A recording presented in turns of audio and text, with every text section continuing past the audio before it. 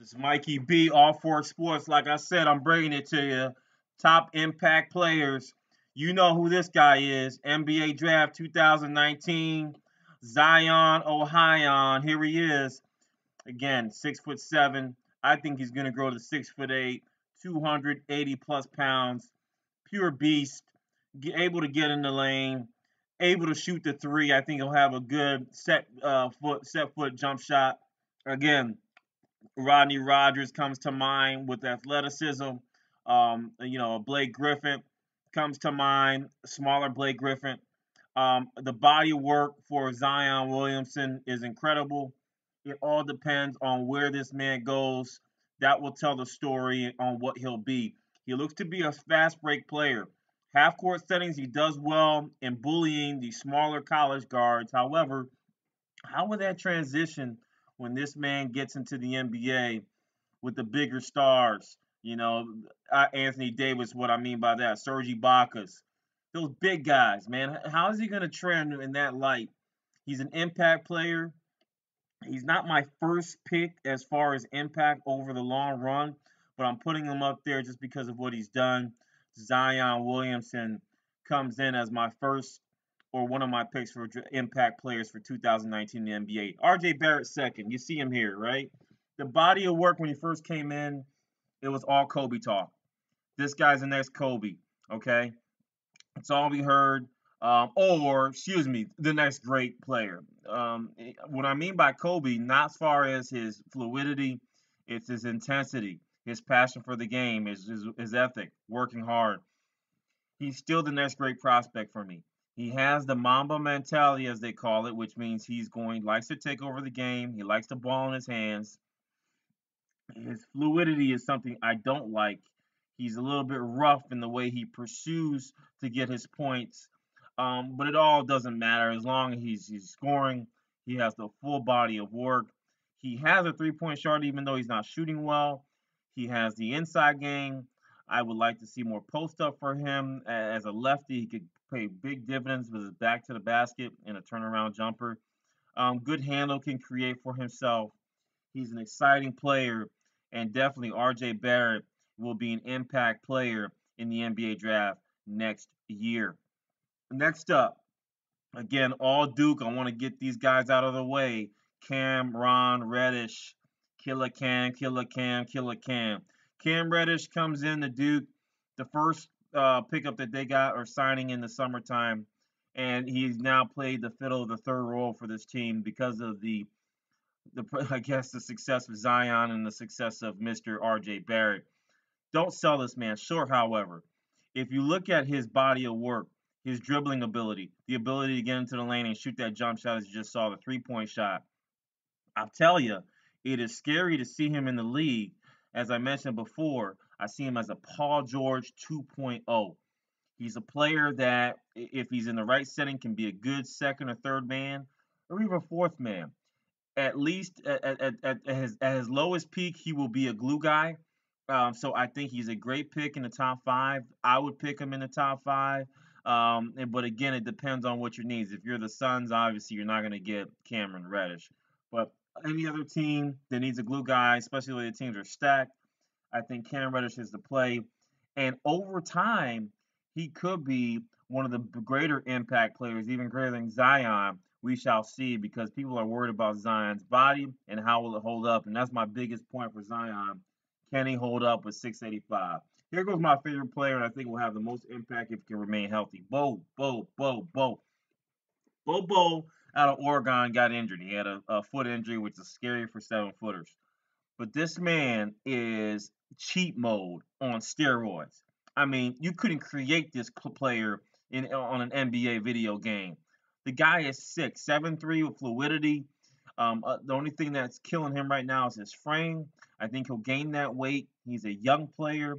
I would say, an African player, but born in the USA. So he definitely has, Manu Bol's son. He has all of what Manu had on the outside, plus that a little bit of Durant, and that's what's scary to me. Can he continue to develop? I've seen him handle the ball down the court. I've seen him inside. We're going to continue to see this. This video is going to be a little bit longer of Bol Bol. Again, 7'3". You saw how much trouble Mr. Taco Fall gave Zion Williamson. Can you imagine this kid in there? Now he'll bully him with the body, but look at this. Look at the turnaround jumper. 7'3". This definitely, for me, should be one of the top prospects and in the talks for the #1 pick.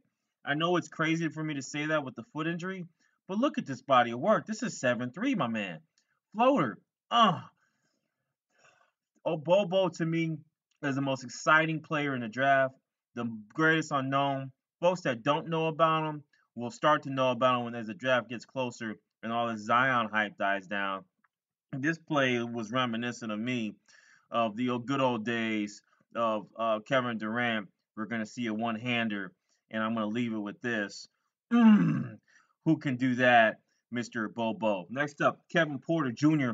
I call him James Harden mixed in with a little bit of Nick Young. To me, this is the second most impactful player in the draft. Again, I threw the Duke guys up front to get them out the way, but Bobo and Kevin Porter Jr. in the right situation will be a superstar.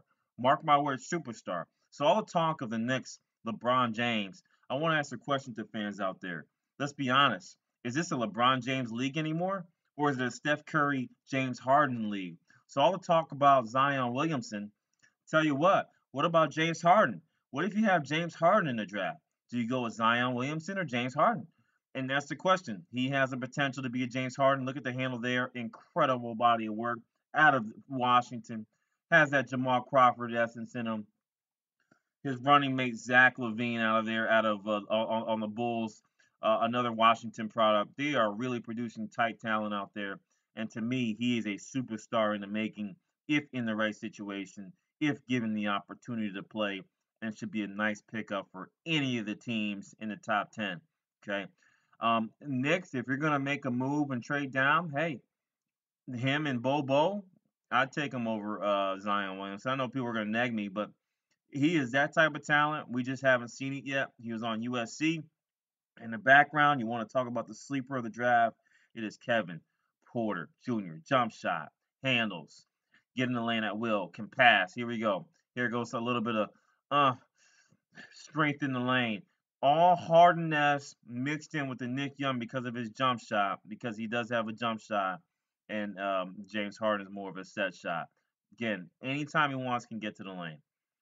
Ja Morant, he's my third most impactful player, again, because of the situation. More than likely, no matter how it runs, I think the Suns will make trades to be able to get him. They signed, Jimmer Fredette. They got, I think, what's his name, McDaniel or Daniels. Um, those guys are okay, but they're backups. And this guy is your starter. He can merge well with the team that they have. Suns are pretty much loaded up to get going, similar to the Sacramento Kings. They got Josh Jackson. They have Devin Booker. They have DeAndre Ayton. A very nice lineup. I wish they would have kept Marquise Chris, but they weren't able to with some of the trades they made for the vets because they thought they had a playoff chance this year.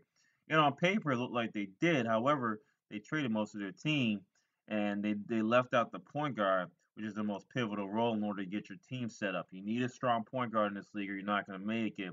Ask Giannis, a Greek freak, about Eric Bledsoe. That said, John Morant, to me, mix of Iverson and Damian Lillard.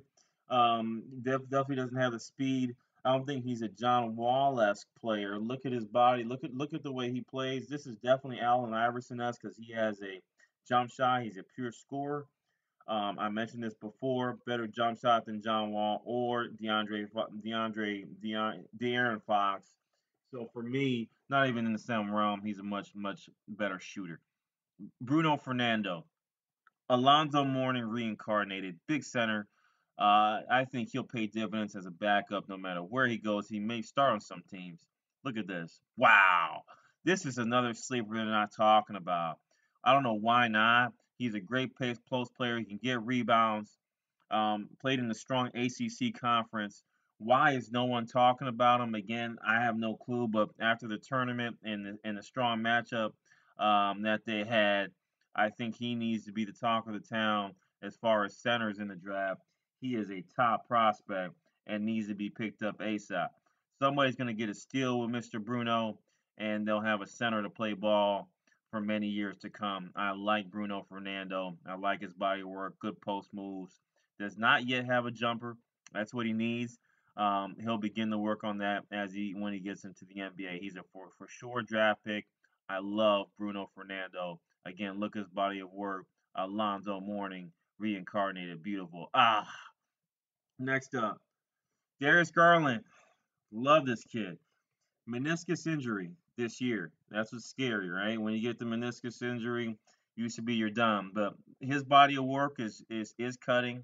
It is moving back and forth. He's not a speedy guy, but he's a definitely one of the most crafty point guards. They got him as shooting guard, but I got him as point guard in college basketball for the limited time that we saw him. He's an incredible talent. Can shoot the three. He would definitely be in the draft conversations. If it wasn't for his injury, I think he would have gone ahead of John Morant when all things were said and done. But again, because of that knee injury, big question mark on him, big risk. But if he can come back at such a young age, look at the in and out moves. He is definitely somebody to watch for and an impact player. When you think about what he could have become or where he was trending to me, guys, don't neg me. I thought he was a taller Trae Young. Okay, that's how good of this kid looked to be in the beginning of the season for a freshman, leading Vanderbilt to some wins and putting himself or his team in the spotlight. Look at those moves there. Great mid-range jump shot. Great three-point shot. Can get to the lane. Has handles. Jesus Christ, God, I'm telling you, if it wasn't for the injury, maybe looking at the top guard, point guard in the conversation for the NBA draft. So the only thing here is what situation does he go to? Bulls, if you can't get John Morant, I'm telling you, you may have a better steal here, a better three-point shooter, and Darius Garland. He can create for his team, and he can also create for himself, which is going to make magic happen. I really like him going to the Bulls. Congratulations, any team that gets him. You got probably the best point guard in the draft. Nazim Reid out of Jersey. Shout out to Jersey.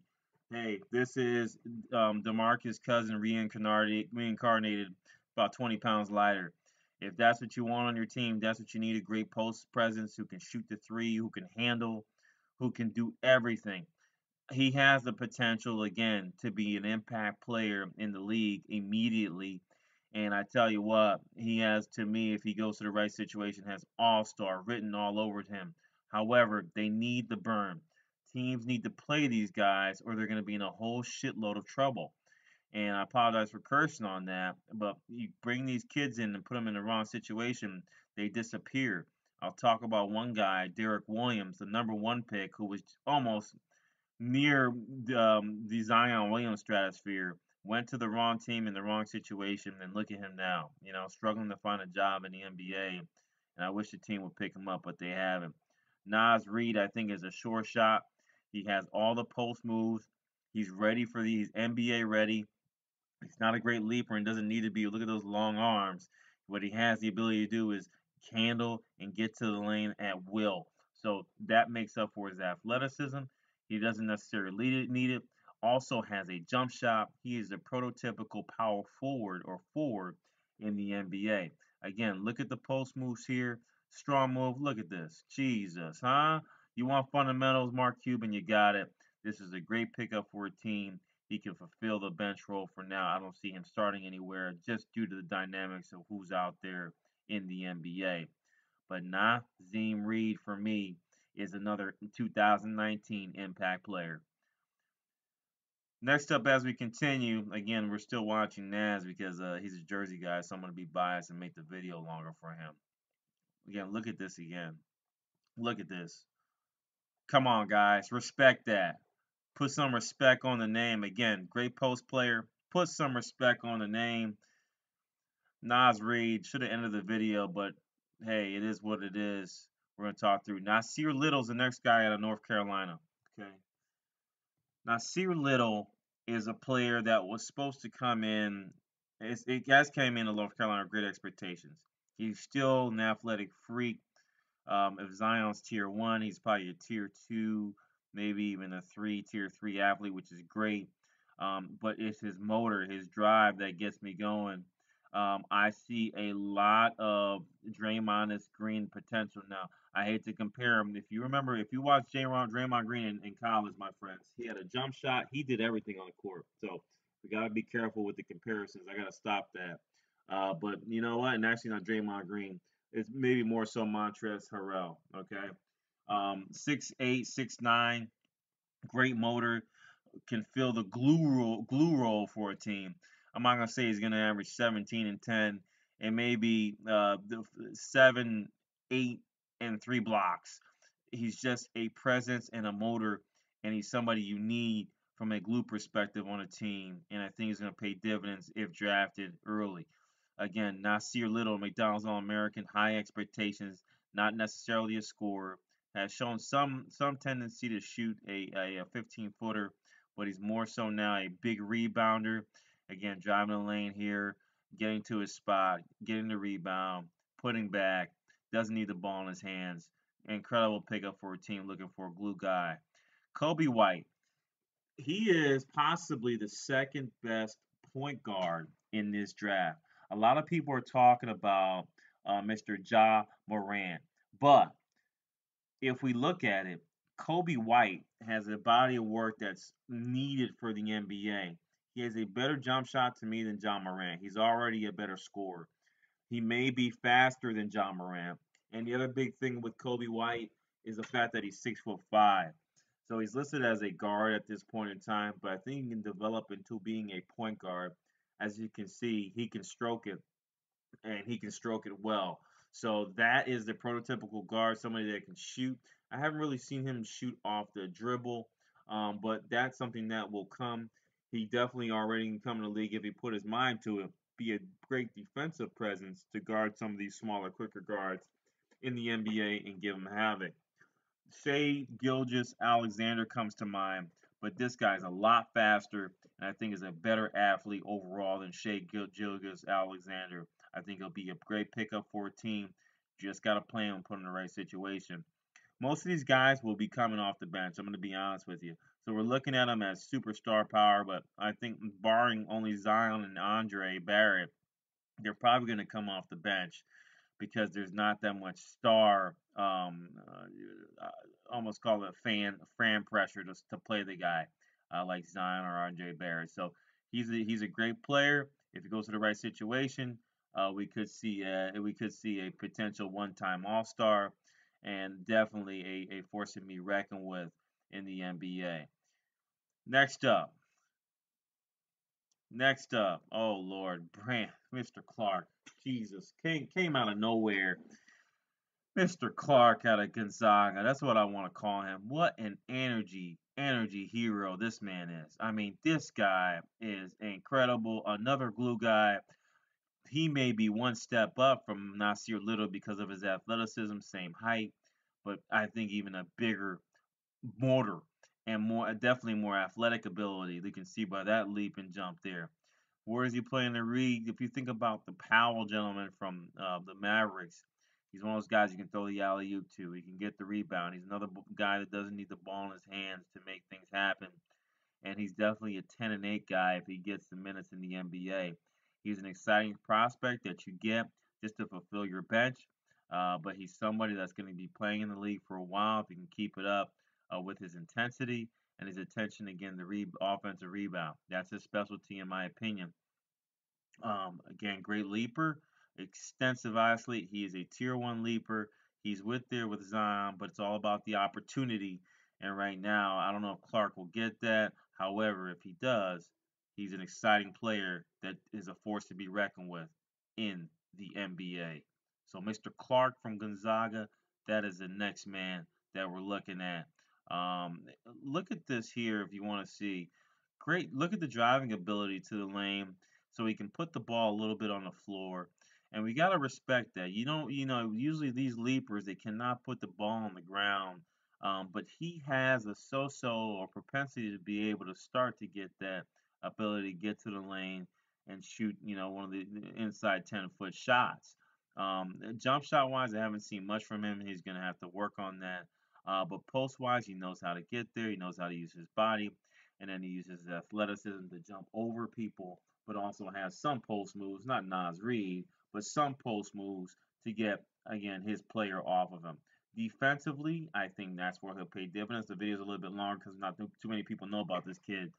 Defensively, I think where he'll be wreak havoc. He's an exciting prospect there. Can guard probably 3 to 4 positions. Center position I'm scared about. Brian Bowen. Boom. Where did he go? McDonald's All American. Pow. Well, he's been in Australia playing, and he's doing a great job in Australia. Level competition. These are former college all stars playing in Australia. Not all of them, but some of them are there. So we can't say the talent level isn't there, and Mr. Brian Bowen sucks, right? He's playing against lower tier talent. That's I would say they're lower tier talent, but I think it's just as high as the NCAA, maybe greater because these guys are professionals. But as we look at Mr. Brian Bowen, we got to say to ourselves, why didn't he go to Louisville? Well, this is why. He's a pro. I think they have him listed as a Rip Hamilton Jr. I think he's Rip Hamilton with a bit more athleticism. And if you get him in the second round, Jesus, what a freaking steal. Somebody like the Spurs may pick him up, but they've loaded up on Mr. White, Derek White, and Mr. Gary Forbes. If they weren't there, I would say this guy is a Spur, has Spur written all over him, and has the potential to be a good star in this league. Other things that stick out to me is the fact that he has more athleticism than I thought. I thought he was a pure jump shooter, but this kid has a little bit of jump to him. He also can handle. He may be the best steal in the second round if you can nag him because of all those things that I mentioned. I didn't see as much in high school than what I'm seeing now, which tells me Australia has paid dividends for his improvement. Any team looking for a glue guy needs to truly look at Mr. Brian Bowen for some support because he is next up in this freaking league. Again, look at the jump shot. The video's long because you haven't seen him. Ability to get the lane, the post up. You're talking a Sean Livingston, um, um, Richard Hamilton clone. Lengthy body, long arms, can score. Look at that shot. I mean, this is a player that definitely can play on your second string if you play him. Talking about the Lakers, hey, he's colorful. He has the Lakers colors on already. You wanted a jump shooter, you got a 3-point shooter here. Except this guy can actually put it on the deck, take it to the lane, and dunk on you.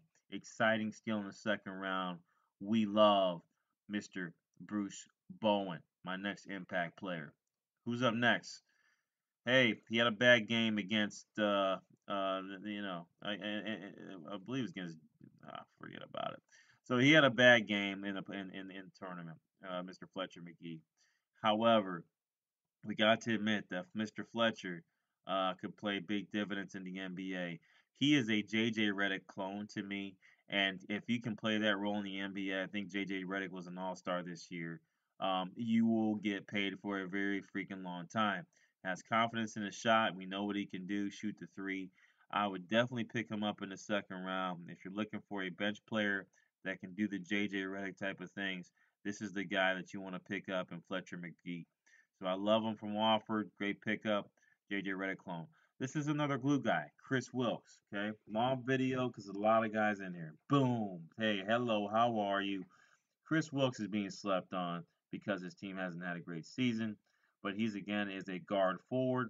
He's one of those guys that can do a lot of things for you from an offensive perspective because he has a jump shot and he can get to the lane and dunk on you at any time. So he's another one with star potential. If put in the right situation, he will pay you dividends. The other part about Mr.